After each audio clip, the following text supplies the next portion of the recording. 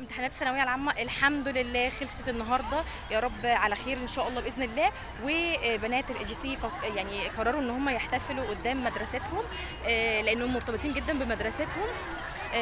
يحتفلوا ان الامتحانات خلصت. ده لسه في مزمار جاي وفي فقرات. لا مش مهم بقى احنا جبنا المجموع ايه، مش المجموع، احنا هنحتفل ليه؟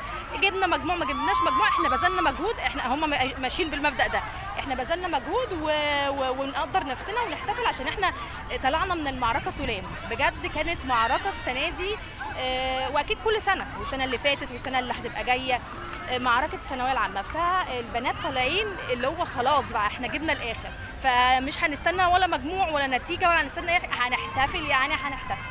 ادي ده كل ده عند باب المدرسة من بره. لما تيجي بقى فقرة المزمار والكلام ده هسيبها لك.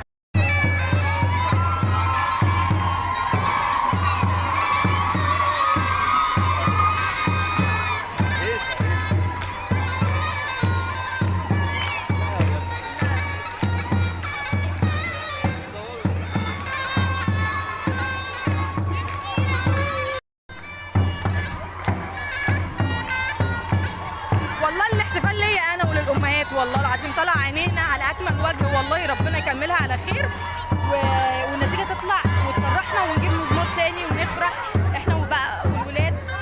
بس فعلا والله احنا تعبنا قوي قوي قوي قوي، الحمد لله الحمد لله.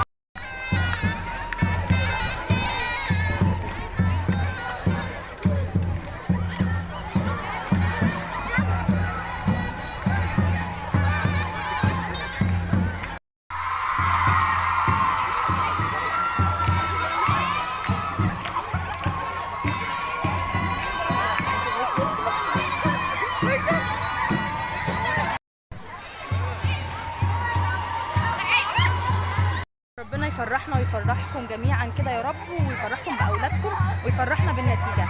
بحبكم قد الدنيا بحالها.